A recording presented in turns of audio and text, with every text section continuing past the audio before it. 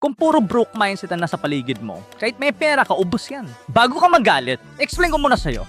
Di ko naman sinabi to dahil mahihirap sila, kundi ayaw nilang sumabay sa'yo na umasenso. Di ko pinag-usapan dito yung friends mo na temporarily broke. Pero yung mga tropa mo na laging nagreklamo, walang action, walang ginagawang paraan, laging next time na lang pero hindi nag-umpisa, gabi-gabi umiinom, gabi-gabi nag-ML, tapos lagi nagrereklamo kung bakit ganun ang pera niya, ayaw matuto, ayaw magbago pero galit sa umaangat. Sabi nga ni Jim Rohn, you are the average of people that you spend most of the time with. Kung puro broke mindset ang nasa paligid mo, kahit may pera ka, ubos yan. Kaya ito yung ginagawa ko. Yung nag-uumpisa pa lang ako sa freelancing at sa video editing, nagde-distance ako sa mga tropang nag-iingay lang na wala namang ginagawa. Hindi ko sila inaaway. Minamahal ko sila sa malayo. I'm just investing my time sa mga income generating efforts. So ang tanong ko sa'yo, anong klaseng kaibigan meron ka?